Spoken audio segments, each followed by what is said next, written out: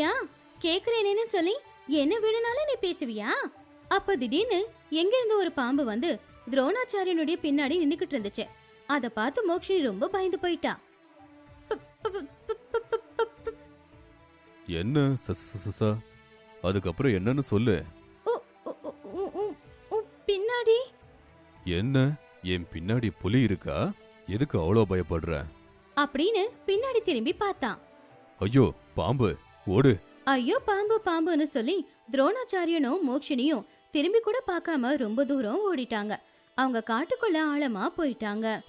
அட நில்லு, ஒரு பாம்பை பார்த்து இப்படி பயந்து ஓடி வர?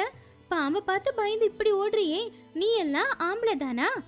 பாம்பு ஆம்பளை பொம்பளைன்னு பார்க்காது, யாரு வேணாலும் அது கொத்தும். அதோட விஷம் உடம்புக்குள்ள போச்சுன்னா ஆம்பளை பொம்பளை 2 பேருமே செத்துருவாங்க. அப்படின்னா இப்ப உனக்கு புரிஞ்சிருக்கணும். வீட்ல யாருக்கு கஷ்டம் இருந்தாலும் பையனோ பொண்ணோ வீட்டை விட்டு வெளியில வரணும்னு தான் நினைப்பாங்க. ஓஹோ ஓஹோ, நீங்க வெளியே வந்தா இவ்வளோ அர்த்தம் இருக்கா? என்ன மன்னிச்சிருங்க, நான் உங்களை புரிஞ்சுக்கவே இல்லை. பரவாயில்ல விடு அப்படின்னு சொல்லி மோக்ஷினி வீட்டுக்கு போகலாம் அப்படின்னு ஒரு அடி எடுத்து வச்சா.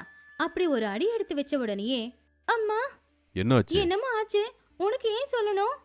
ஐயோ, உனக்கு திமிரு அதிகம். என்னது? ஒன்னும் இல்ல, இங்க உக்காரு. உன் காலு எதுக்கு வலிக்குதுன்னு நான் பாக்குறேன். துரோணாச்சாரியன் அவருடைய காலை பிடிச்சு பார்த்தான். ரொம்ப தூரம் பயத்துல ஓடணும்ல, அப்படி ஓடும்போது கால் ஏதோ குத்தி இருக்கு. நீ என்ன பெரிய வைத்தியனா? எனக்கு ஒன்னும் ஆகல, என் கால் நல்லாதான் இருக்கு. நான் வீட்டுக்கு போவேன்.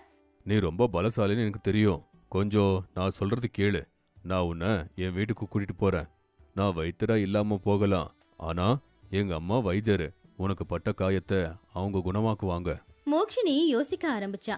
துரோணாச்சாரியனுடைய வீட்டுக்கு போறதுக்கு அவளுக்கு தயக்கமா இருந்துச்சு.